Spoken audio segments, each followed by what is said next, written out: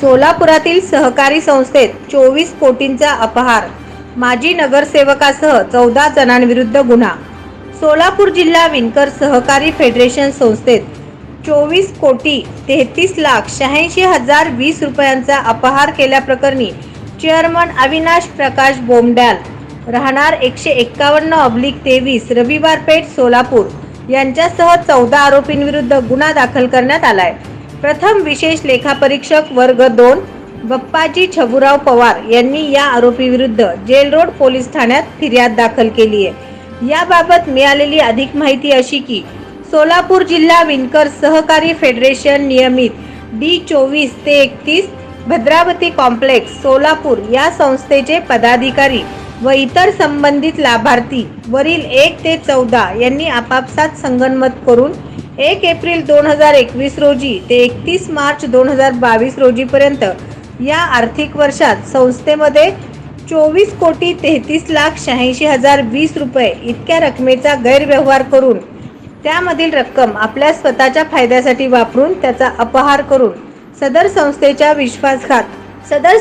विश्वासघात करून फसवणूक केली।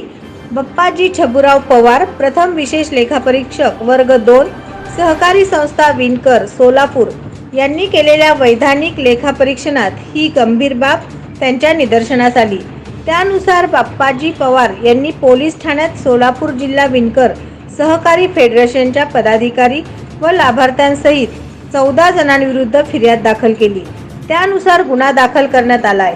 या आरोपीमध्ये चेअरमन अविनाश प्रकाश बोमड्याल राहणार 151/23 रविवार पेठ, संचालक सहदेव मनमंतू इप्पलपल्ली राहणार 1789 दत्तनगर, श्रीहरी रामण्णा विडप राहणार 1630 कुचन नगर, संचालक संजय भुमैया कोंडा राहणार 302 D83 भवानी पेठ, संचालक मनोहर पापैया इगे राहणार 1409 दाजी पेठ, संचालक यादगिरी बालैया वड्डेपल्ली राहणार 1320 भद्रावती पेठ, संचालक सर्वश्याम शंकरराव येमूल राहणार 1194 न्यू पाच्छापेठ, संचालक श्रीहरी हनुमैया इराबत्ती राहणार 157 साखरपेठ, संचालक व्यंकटेश बालाजी बोगा राहणार 1838 दत्तनगर वालचंद कॉलेज जवळ, संचालक लक्ष्मीनारायण शंकर देवसानी राहणार 201 वेणुगोपाळ नगर, संचालक वेणुगोपाळ केशव अंकम राहणार 94 216 जोडभावी पेठ,